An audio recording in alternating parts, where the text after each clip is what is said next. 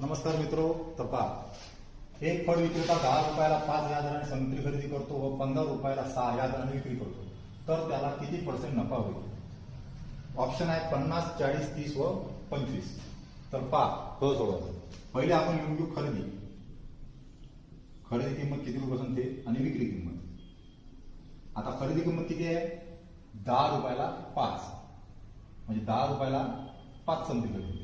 त्याच्यानंतर विकल्या किती? 15 रुपयाला 6, तर 15 रुपयाला 6 संत्री विकल्या.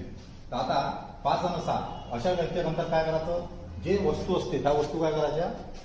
साठ्या करायच्या. वस्तू साठ्या केल्यात काय होईल? 5 आणि 6 लसा किती येतो? 30 येतो. म्हणजे इथे किती गुणलं? 30 आहे.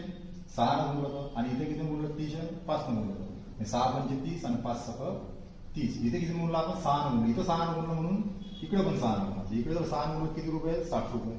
आणि इथं 5 न गुणलं म्हणून इथे किती गुणलं? आपण 5 न गुणलं म्हणजे इथे किती रुपये आले?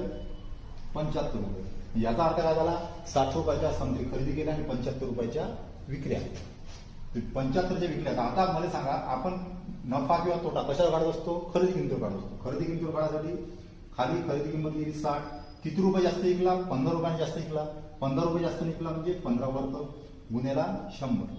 तर आता याला सोडवतं कसं? 15 येतं 15, 15 चौक 60. याला सोडत किती आहे? 4 25 100, म्हणजे उत्तर काय माझ्या? 25%. 25% ऑप्शन नंबर डी. तशाच प्रकारच्या ट्रिक्ससाठी चॅनल लाईक करा, सबस्क्राईब करा आणि